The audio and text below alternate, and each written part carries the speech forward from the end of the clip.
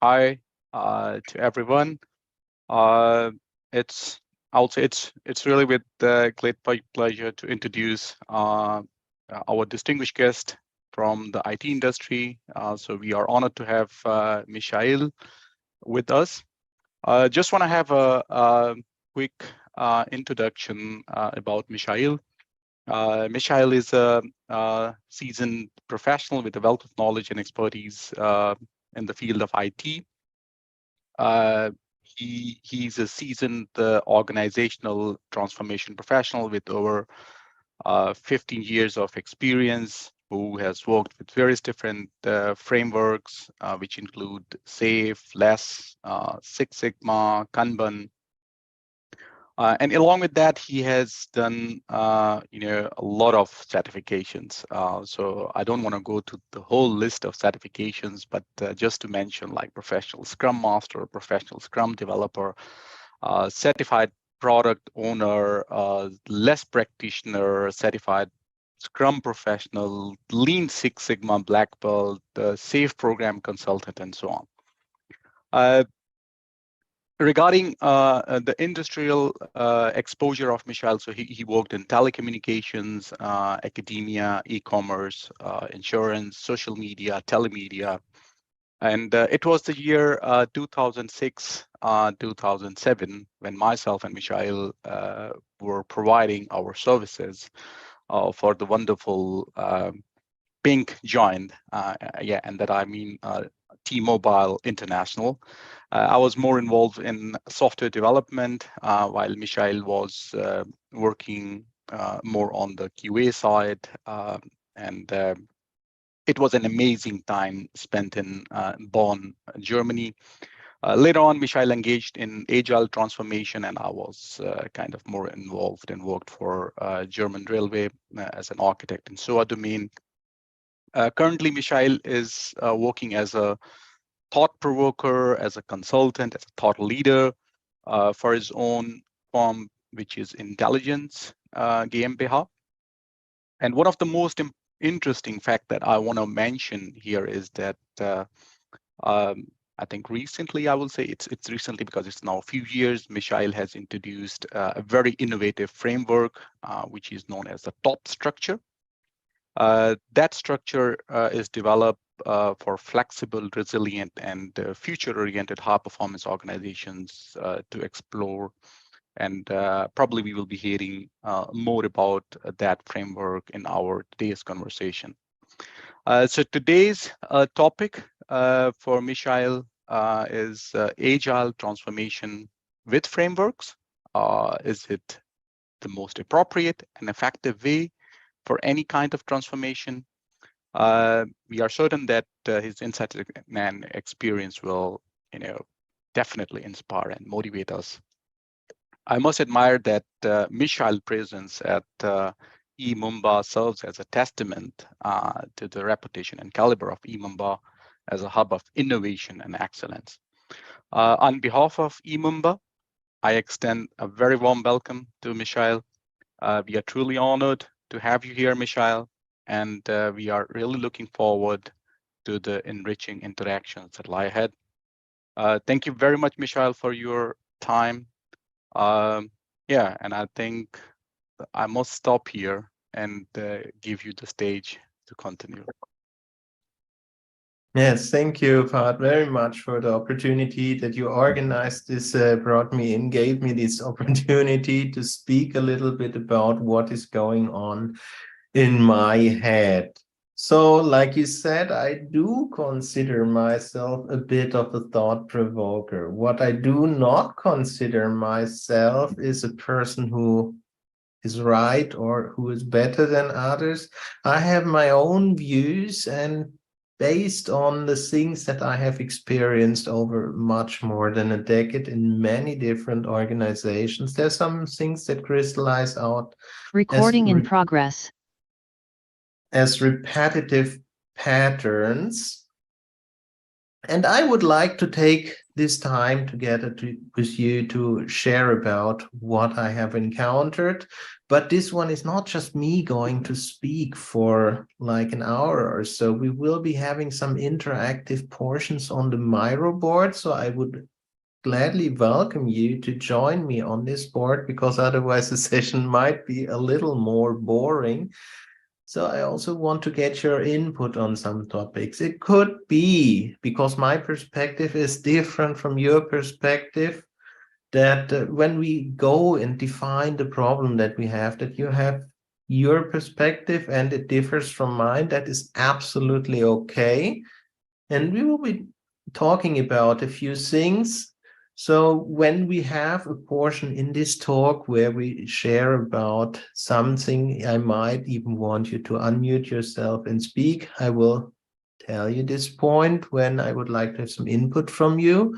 Okay, so Pat has already said a lot about me. I'm working with many organizations, big German corporations. Some of them I'm not allowed to mention due to NDAs or so. But what I see as a trend in the last years, for about half a decade, is that Agile is really a thing, and all of the corporations who are still running those large programs, large initiatives, hundreds of millions of euros, they find that their return on invest is not in line with their investments. So they say we need to do an agile transformation and then the world will be great. But I think it's not that easy. So let's dig in a little bit.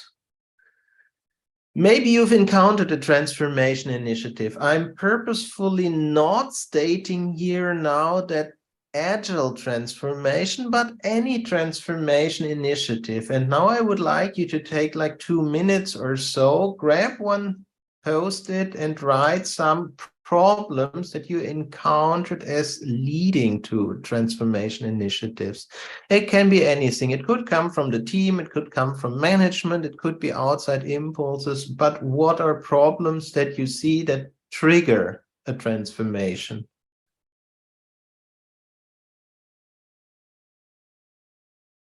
Please join me on the Miro. The link is in the chat. Okay, will do. Here. And start typing. Now, there are no wrong answers here.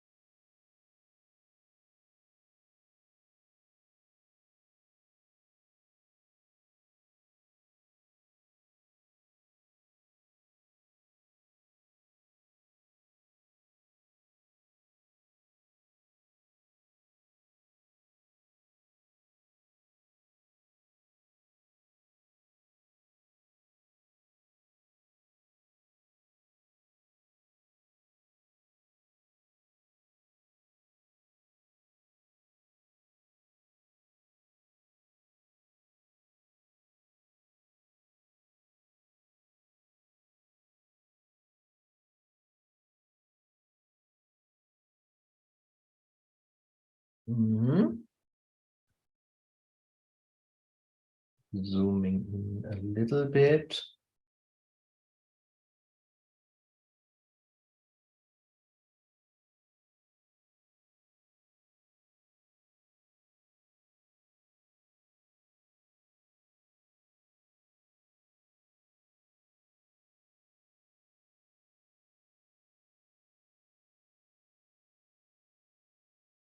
Yep, we find some interesting points. Please continue writing. I'll start commenting. So we see business needs. Yes, one thing that I see in almost every organization, that business comes up with needs for software faster than it can be implemented. And of course, one of the things that I find on almost every list of transformations is we would like to improve our time to market and the amount of business value delivered. Being behind the curve. Yes, that is one thing that I see very often, that we've been developing in this way for many years. And suddenly we find, oops, we can't compete anymore with other organizations. Now, what do we do? Okay, let's look what others are doing and start doing the same, which has a very interesting side effect. And that is, now we implement this thing that others are doing that is well adopted and well documented. And by the time it's well adopted and well documented, it's already old. Otherwise, it wouldn't be in this state. Oops, somebody is marking everything. Okay, hype cycles. Yeah, that sometimes happens that we have a hype for something. Microservices was a hype, cloudification, serverless, those are all kind of hypes. And if we didn't jump the hype train yet, maybe we need to do something quickly. Whether that's a good idea is a different question. Better visibility, yeah, or transparency is what we often use as a word, that managers really don't understand what's going on in initiatives until months later. They just hear, oh, it's so hard, we can't deliver on time, and we can't do the scope, and we can't meet the requirements. And well, cost explosions very late in the project are very bad for business. Resistance to change, I don't know. That's what usually we encounter during transformations, but it could also be that people get comfortable with their way of working until it's really outdated. Digital transformation, okay, that is not a problem leading to a transformation, but yeah, some companies still send a lot of paper around. It's not so modern anymore, unless you're in Germany. We still get new laws forcing us to do work on paper. Okay, COVID. Yeah, that was a massive reason for companies to think about how do we work. Issues with customer expectation management. So expectations, yes. Conservative approach to growth, too conservative until we're too far behind. Slow delivery cycle. We would like to have fast time to market. Yes, this one we already had. Ineffective communication. Yes. Huge teams and departments, hard to coordinate stuff. Absolutely. Okay, underutilization of resources and burnout. I just see this card and they don't fit very well, because usually it comes with people being overutilized. But it could be that managers have the feeling that we're not making smart use of our resources. More stability, fast change. Okay, we have resistance to change twice. I'm going to leave those things here for the moment because it doesn't affect us so much. Quality of delivery. Yeah, I've been working in so many organizations where the amount of incidents and bugs was just staggering. And when you see that many Agile organizations, they claim to deliver with zero defect quality, that's a huge motivator for change and adopting an Agile framework. Engineering growth maturity, also a huge issue when we see that the engineering growth is not on the level where it should be for a large organization. Good, we have a lot of topics. Thank you very much for the inputs. And now let's make a small jump. Maybe you've been in an organization that already underwent an Agile transformation, or maybe you are currently in one.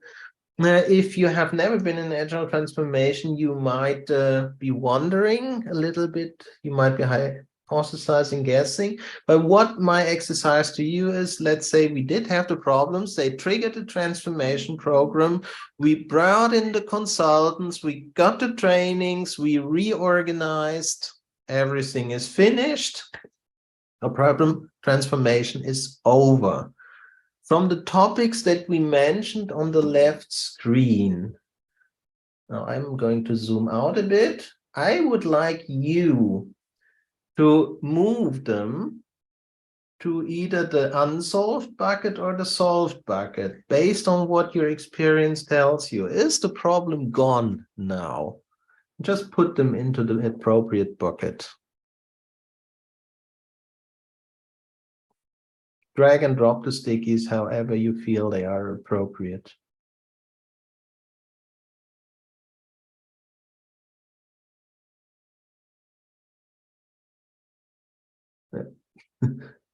I might need to lock the problem section.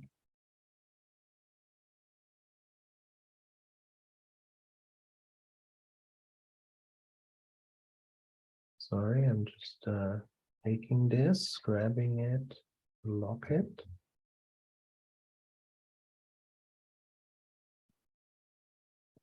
Hey, quick.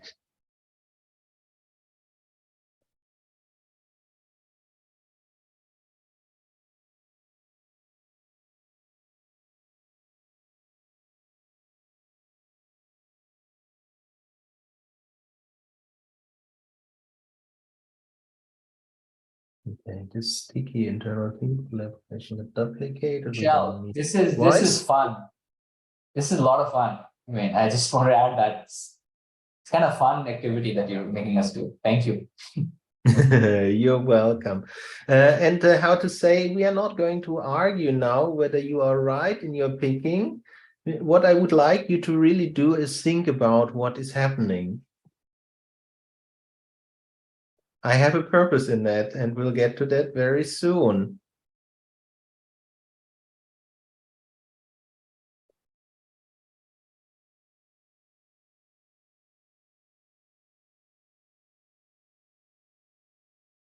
So one thing in fitting this up, one of the vagueness in trying to answer this is that you haven't said what transformation initiative, because different transformation initiatives could solve a different need. Exactly. I've been vague on purpose, and that is part of the thing I'm trying to get to. Oh, we still have 2 stickies to place.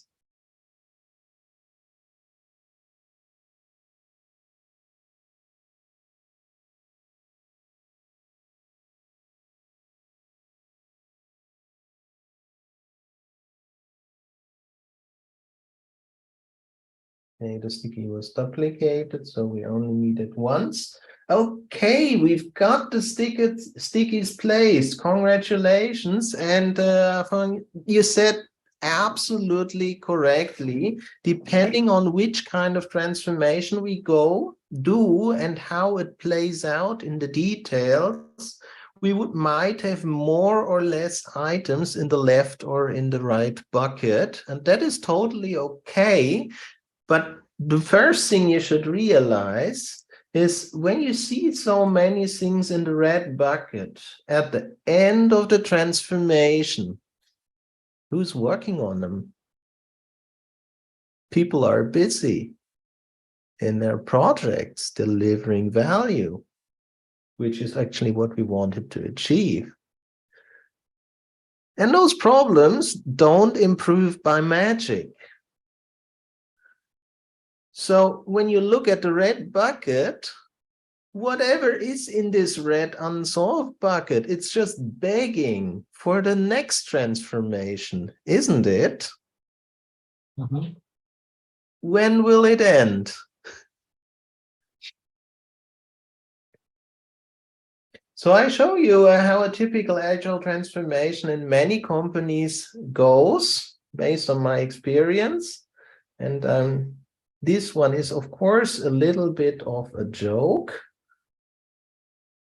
but that is how you do a good transformation. First, you train people, train everyone, launch trains. That is a safe slogan. When people are trained, you need tools, because this new way of working must be configured and customized in the tools to be appropriate with that.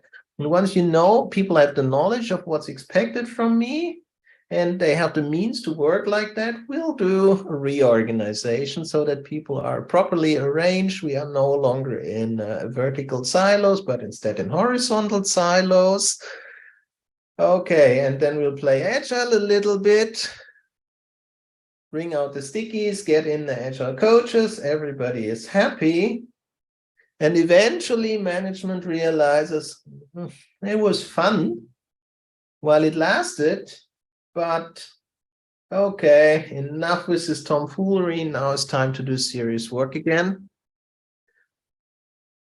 Let's do what we always did because we know it works.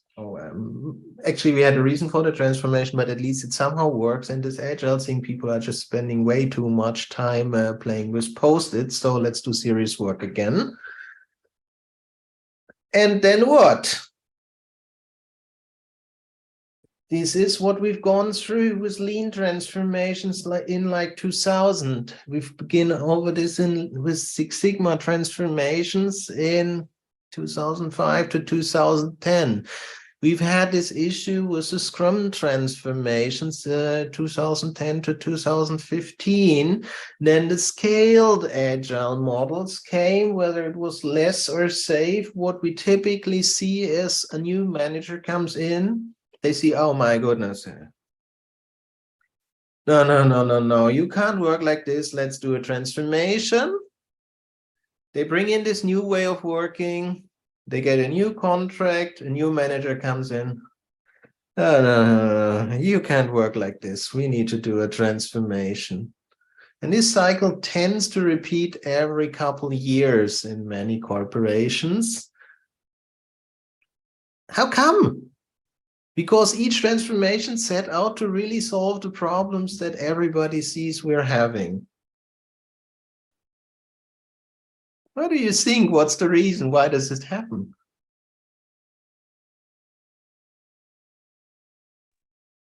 You want us to answer? Yeah.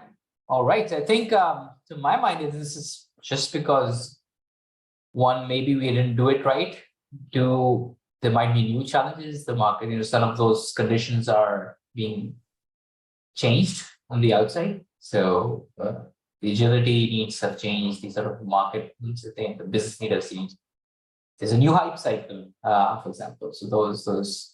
But I think the execution, the need for doing that could change. But whether we've done it right or not, that's a different question. So in terms of having to do it every decade or so, there might be a good reason, even if you have done it the right way the first time. But if you have done it the wrong time, then we have to just keep on doing it until we get it right.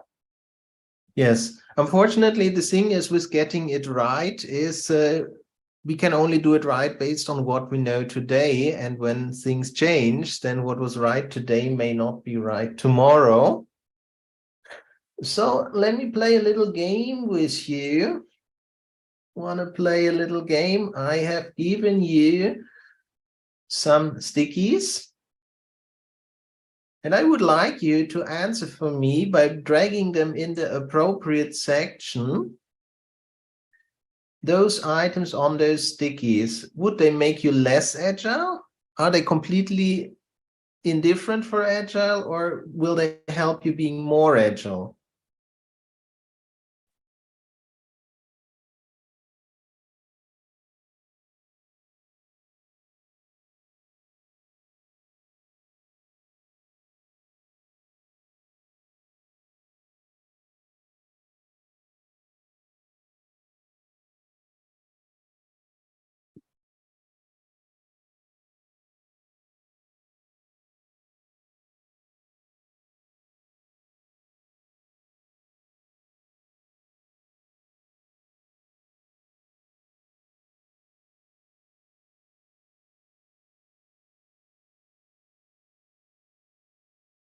Okay, this one went very quick, and that's interesting. Now we have 3 boxes here, and I would like to have the text free because all of the details are not so relevant.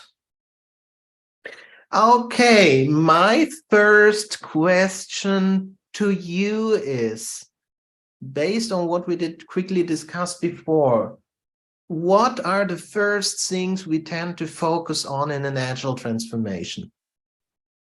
Pick one of the sections and look at what are the first things that we try to do in an agile transformation typically. Get people trained, give them the right tools. So in which section is that?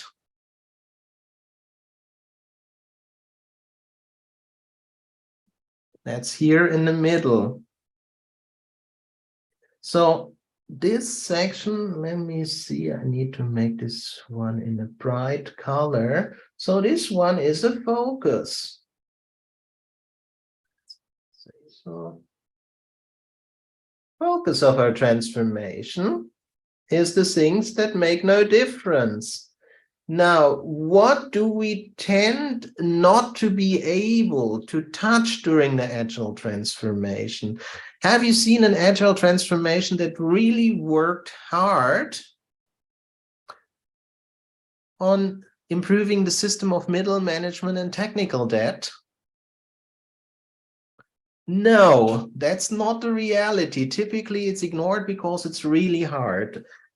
Are you touching the amount of meetings, or do you see that, okay, now we're doing this agile framework. Now we get team meetings every day. We get retrospectives, reviews, plannings. We get cross-team reviews, retrospectives, plannings. We get a community of practice meetings. We get the meetings with the business. We get the refinements, and suddenly I've been in organizations where after the agile transformations, developers went crazy. One of the lead developers said, okay, I've got 36 hours of meetings a week. Do you actually expect me to do any work? So what happens is that the things that make us less agile, they get ignored during the transformation.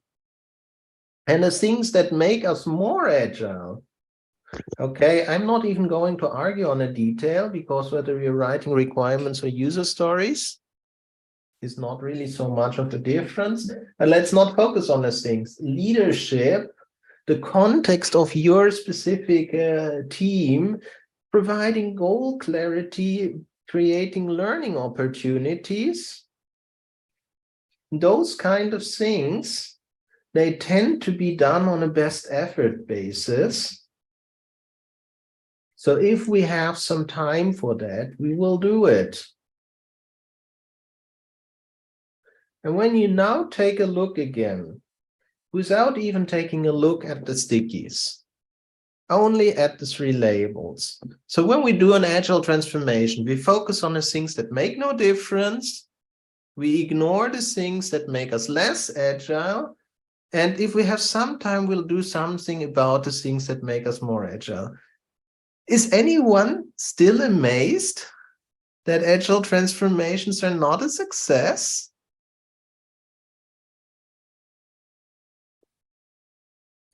So even though the title of this talk is Stop Transforming with Agile Frameworks, it's a bit of a hyperbole, and I know it. Clickbait, thank you very much. But as long as you're taking this approach, how do you expect to have different results?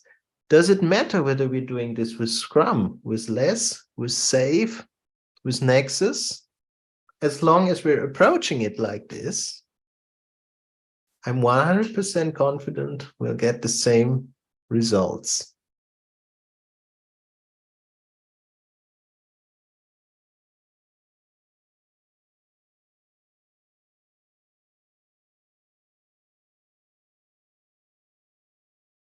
So let's take a look at the next section. I wrote this blog article. Actually, you have a clicky here. You can follow this link. A few years ago, back in 2019, that every framework has a focus area, things that we are actively covering with the framework. Management wants something out of a change initiative, and you have in your organization a number of problems. The problems management sees tend to be only a fraction of the problems that you have, because management is working at a level of abstractions, and that is entirely valid. But what the framework changes very often doesn't match so much with the problems that you actually have. Frameworks, if they're successful, they tend to be really good at selling to management. This is what we will do for you. But if it doesn't match to the problems you have, why would you want to change something that's not a problem? I mean, never change a running system. Of course, we would like to have a high change frequency in the organization for software, but it still holds true. If it works, why change it? But many agile frameworks, they do just that. They tell you to reorganize. They tell you to change your processes. They can tell you to change your ways of working. But if that is not your problem, what is the benefit of doing that? I can't really tell. If you have a problem, you need to solve it. And what we usually see is that the framework is not really concerned with your problems. It's concerned with its own standards that it imposes on your organization. So conformity to framework becomes your next problem, but it's not a problem you want to have. And so what I typically see, and this brown intersect in the center, you might argue why I chose the color brown, but in any case, that is the success story that companies usually publish. Yeah, we adopted this framework, this huge thing. And this, yeah, if you take the microscope, you will find the actual benefit of how our organizational system improved. There will be some improvement by adopting the framework, but as we discussed in the bucket exercise before, after the framework is adopted, the next transformation is already waiting in line.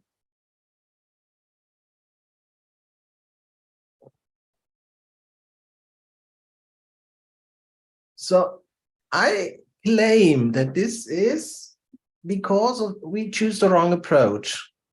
And the wrong approach is that we try to map the framework to benefits and not to problems.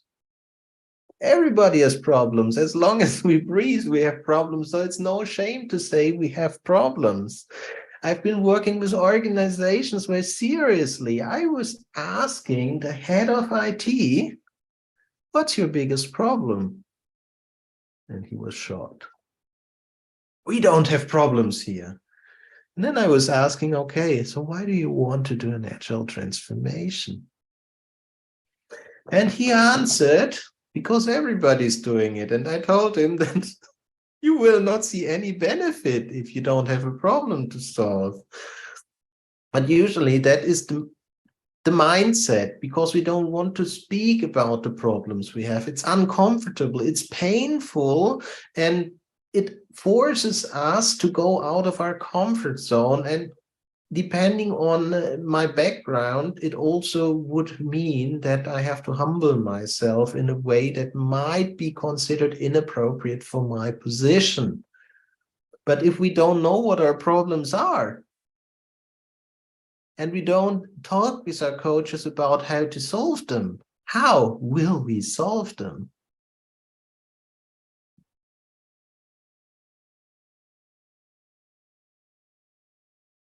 So there's a entirely different approach, and I've been stealing this one, the definition from Collins Dictionary. An agile system is a system designed so that it's easy to make changes as they are needed. We typically talk about doing this to our products. So an agile organization tends to be an organization where the teams can implement changes fast and without a lot of effort. So we get a new user story, no problem, we'll put it in a backlog. When it's prioritized, we can do it in a sprint or so. It'll be ready for demonstration and potentially even release. That is great for an organization that used to be on semi-annual release cycles. But then comes the next question. And that is an open question. What if instead of implementing an agile framework for product development. Scrum, Safe, Less, they all focus on developing products. We would create an agile capability for our organization to do organizational development. And what is stopping us from applying agile concepts, not to product development, but to organizational development? You see, we've been having the discussion for years that big batch, big upfront design doesn't work for software. Why doesn't it work? Because software tends to be pretty complex, and while we are building, we tend to find out that not all of our assumptions are true, and even as we are building, stuff is changing. Question to you. Do you believe that this also happens not only to software, but also to human systems? Organizations are human systems. You and me, we work in organizations. Do those also change? Are those also not fully predictable? I see some nodding. Yes, that is the issue. But when we say this is the framework, implement it, and you have a new way of working, isn't that exactly what we're doing? Big batch, big upfront design, creating a final state that doesn't even work with computers, and computers, they do exactly what they are told, how they are told. And we usually learn that what we tell the computers is stupid. So that's why our requirements change. And that's why we get bugs. But humans are a lot more complicated. They don't exactly do what we tell them. They interpret stuff, they make mistakes, they have their own needs, they have their own fears, they have their own desires. So we have an additional layer of complexity. So if it doesn't work for software, it can't work for human systems. So we need to change the entire paradigm a little bit.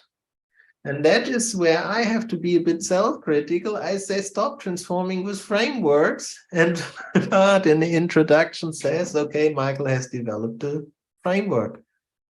Isn't that a little bit of a hypocrisy? Well, let me talk about my proposal.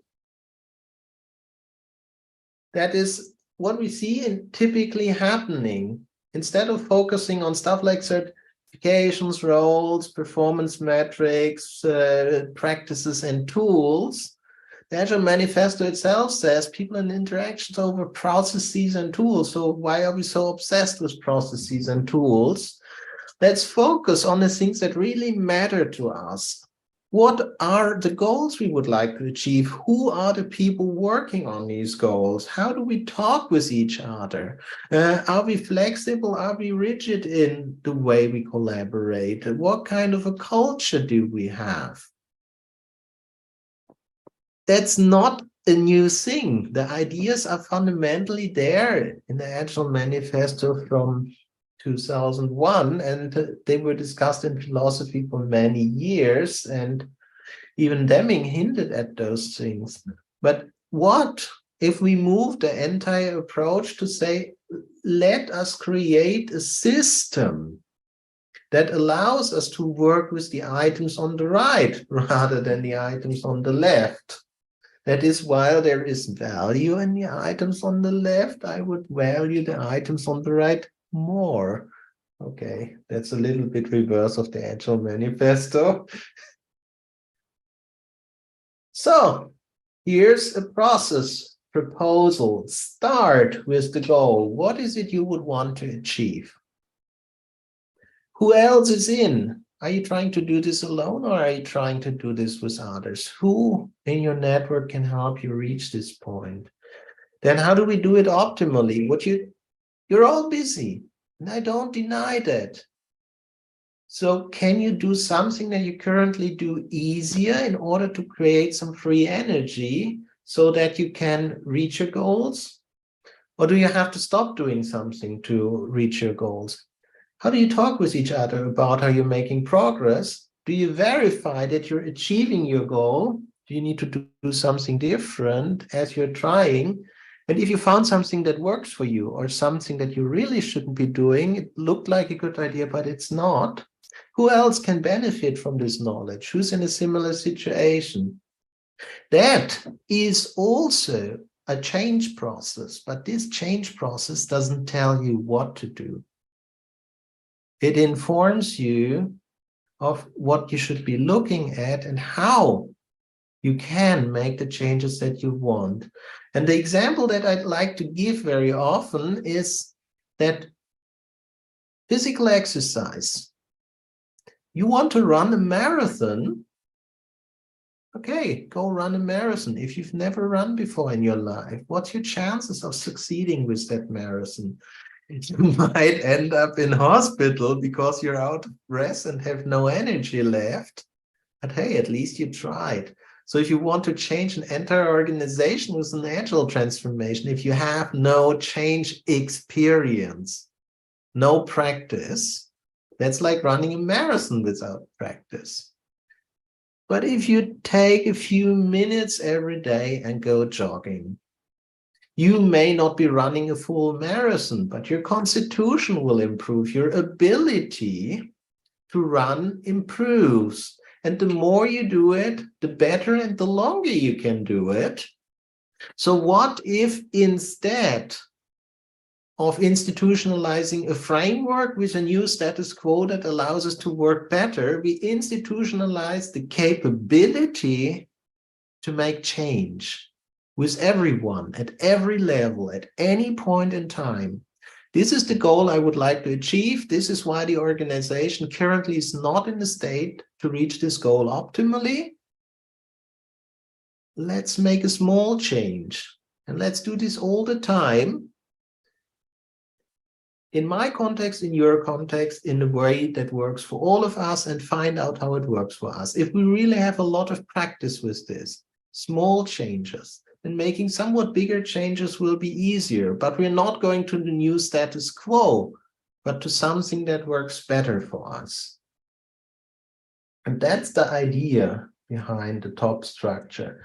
What I'm interested in with the top structure, which motivated it, is I would like to create an organization that reduces stress on people and stress on the system itself, that doesn't force you to have so many meetings because you're communicating better, reduces the time between when you see we need to do this because it's a problem and the time you have your problem solved.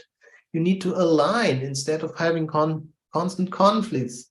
You need to get over the disconnects that you have and make change a capability. And that are what I would say, not just the promises, but that is what the top structure does when you apply it the way it is designed. So the reason why I have designed it is because I would like to shape better organizations that work better for the company and for the people within it, rather than saying, oh, this is just delivery. I would look at the entire organizational system. As I've already hinted, this one is not something that would need to be instituted top down. And you can start anywhere. As an individual, you have goals. As a team, you have goals. As a team of teams, you have goals. So you can apply the top structure anywhere, any level of the organization, at any time.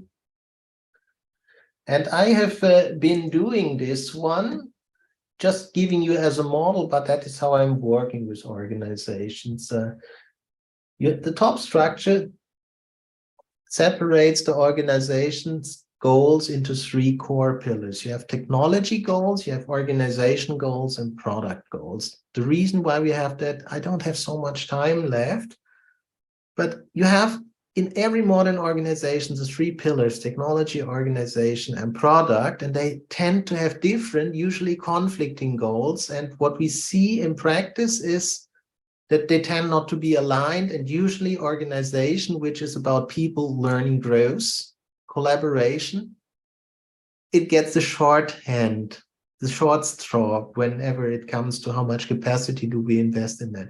top structure focuses on balancing that. In a Scrum context, we have the team, we have the Scrum Master, we have the product owner. So we have the roles already. So how do we balance the goals and needs of those three pillars? In the same way, we can do this in a safe context. We have the business functions, we have the Agile release train level and the team level, but the three pillars still apply. They all have their goals, and we need to harmonize and synchronize them in order to collaborate better. But you don't even need to work with Scrum or Safe. You can do this in any organization. You will have strategic goals, you have cross-team goals, you have team internal goals. You can have many people at many times working in a very simple, efficient way using the top structure to proceed on their goals. What you do is you make the goals transparent, visible. You will see that you have conflicting goals. That is valid in a complex organization. It happens every day. But the top structure makes it visible and allows you to improve on that so that you're not constantly stepping on each other's toes, but rather maximizing the benefit of collaboration. Of course, this one was a little bit of a commercial session, and I would like to close this one with, I've not been explaining so much on how it works in practice, but I do have a guide for you. This is available here on this link that you can read, where you can find out how to apply the top structure in a very simple way. You can get started today, and it doesn't require certification, but I do have instructor-led courses, cohort learning, so that you can learn from and with other practitioners how to make this one work in your organization as well. And I've got a sign-up link here as well.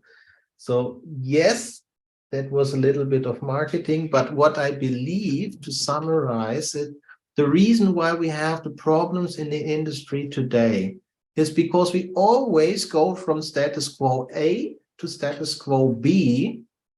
And while we do that, the world is already changing, and framework transformations do not allow us to take the next step already to look too far in the future. What we need to do is create an organization that is not best based on a standard device in 2015, but that is ready today for the challenges of tomorrow.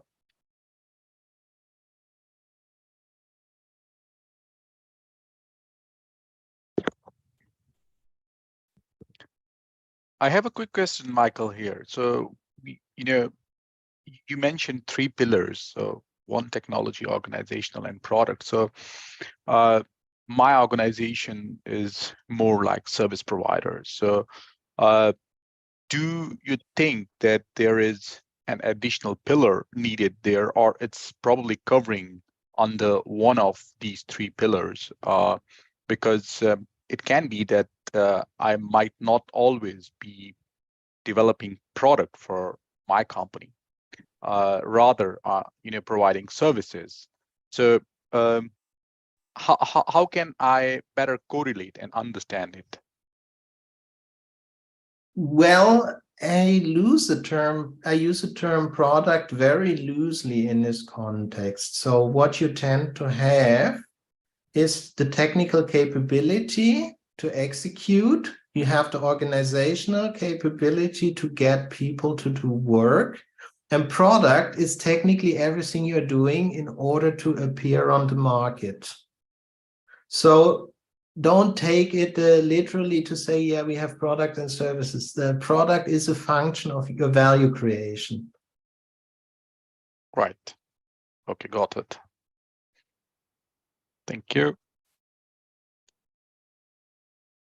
So what I like to say is that we didn't cover this one in detail here, but I like to say that we have core competencies. Those three are the core competencies, and between them you find competencies that marketing and sales, they tend to be business functions related both to how we organize and how our products are designed, created, and serviced.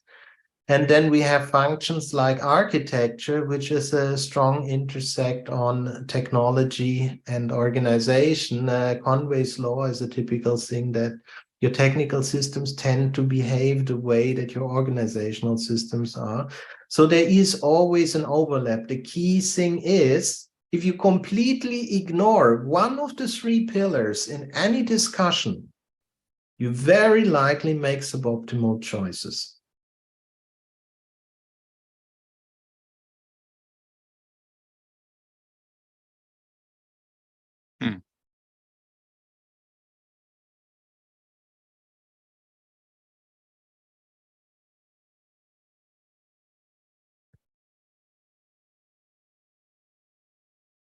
Great. So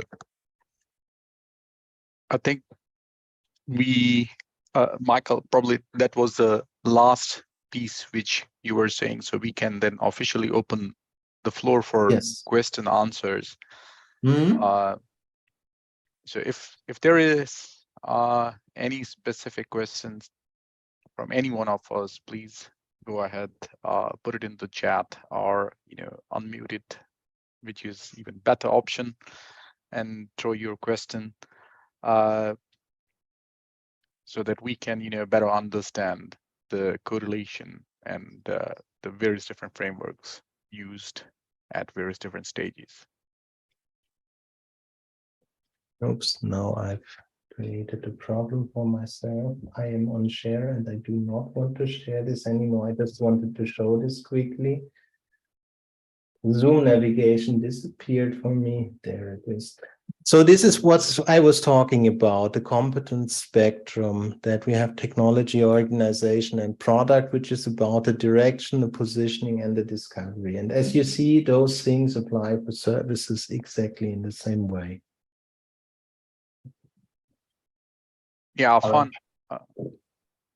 Okay. You want to? So yeah, one question over here is in your experience, when digital transformation happens, it's typically a top-down thing, right? The executive, somebody has the idea of this is what we want to do. And then you also, as you mentioned, that some of these things have a greatest amount of the place that we tend to not be able to do is the hierarchy, which is going to be happening from the leadership side, sort of the topmost executives. So what's the what you're suggesting? How does that apply to the to that level of decision making? I mean, all those changes that are the most the anti-agile thing. How do they better impact the sort of the C-level decision making and all of that change in hierarchy? The key thing is probably that you always need to relate it with the jobs to be done. So what are the things we are working on and how do they relate to the goals we have? What I usually see is that senior executives tend to have a very good understanding of what's missing in their organization, but they don't tend to have a good understanding at all of why that is missing, how it happened that it came to be missing, and what needs to be changed so that it is no longer missing. And usually that's where we get lost in translation as we move through the hierarchy. I do believe that middle management is an essential function in large enterprises. But I do believe that the way the interactions in middle management typically occur,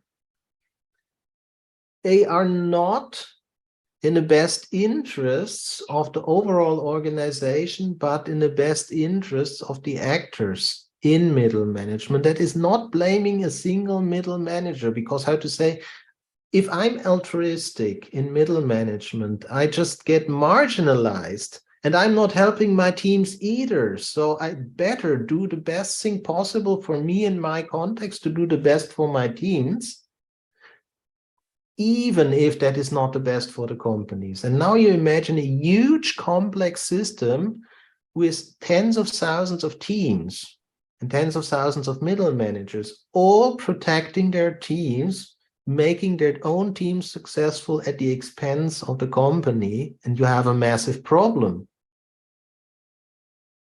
And if we don't address it, this is not going to go away by giving the teams post-its and saying, congratulations, now you would work in 2-week sprints.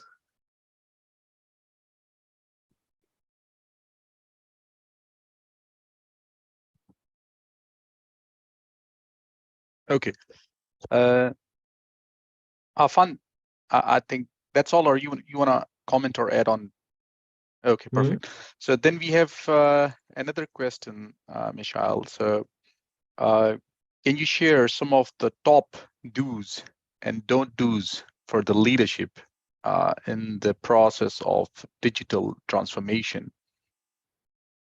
Yes, absolutely. One of the most important to-dos is communicating goals clearly and making goals visible at all times. It's not enough to have a town hall and say, this is what we would like to achieve. Good luck, I'm back to golfing.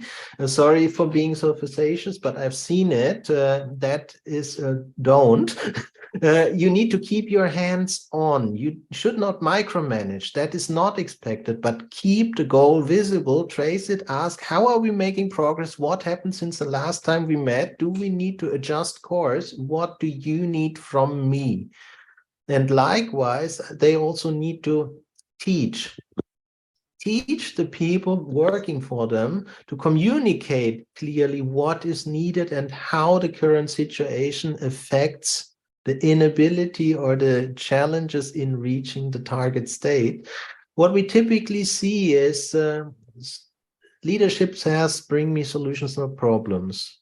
Of course, we want people to think for themselves. And I also believe that it's absolutely correct to encourage people to think about, can you do this on your own? Before asking management to solve problems for people.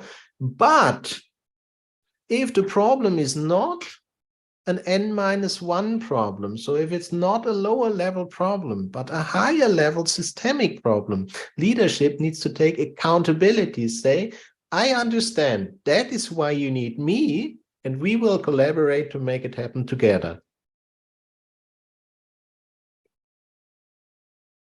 Right. So that means that the big portion of the leadership should be focus on improving communications top to bottom. Yes, improving communications and improving the system. As I sometimes like to say, as software developers, everyone knows what they do. They develop software. But in my opinion, managers are organizational developers. They develop the organizational system. But are they equipped to do it? And do they even have time to do this job? I mean, if you're working in software development, and you're spending 90% of your time bug fixing, you're gonna hate your job. If you look at what is on a typical schedule of the average middle manager, it's 90% escalations, fires, trying to run after things that are missing, catching up on status. How is that different from bug fixing in an organizational system?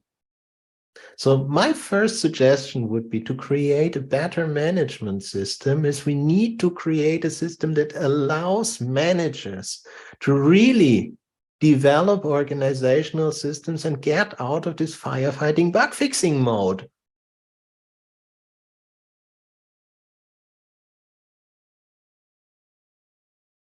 Right. So your suggestion is that it should be coming within organization, because many times we can see that it's, we hire companies from outside, which try to better understand and identify the gaps, and then, teach or educate the management from top to bottom. So the way I am understanding is that, it should be a kind of culture development within an organization instead of bringing someone from top always. Exactly. I mean, how to say, the problem is we always say that Agile is something you do. You can only buy the training and coaching, but you still need to do it by yourself. We've been preaching it for 10 years. It doesn't work to say it because it still doesn't happen.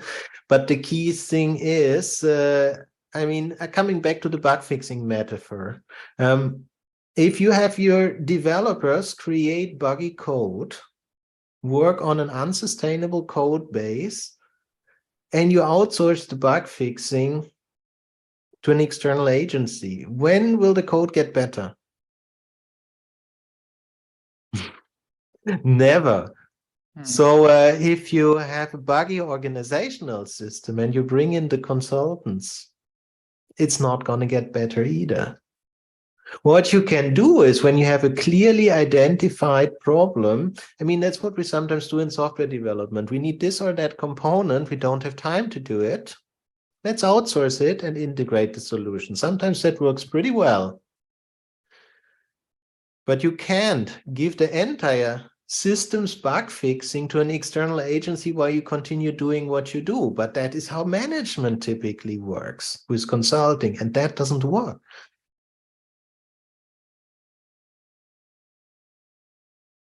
Right. A great explanation. Any other question from anyone?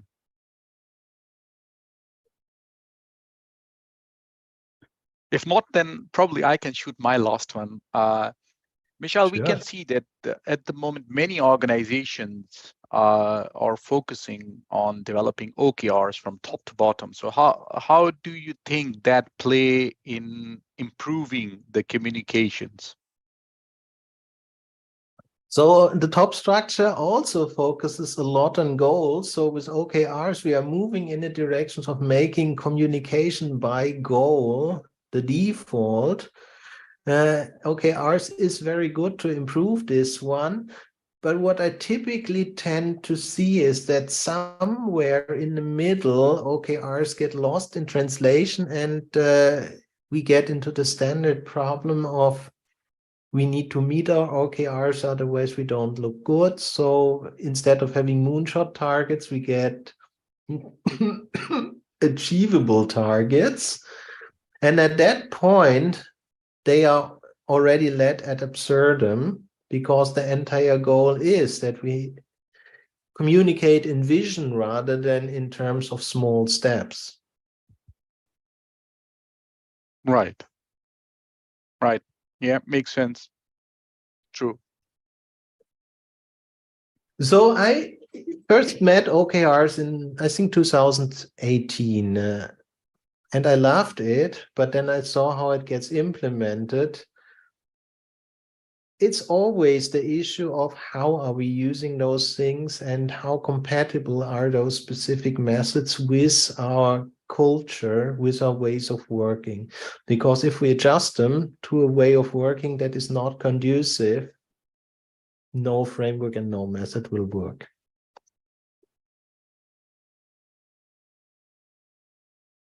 Okay, I'm looking on the clock, so we are already 8 minutes on top of our schedule. So I think probably it's the time to close this very interesting session.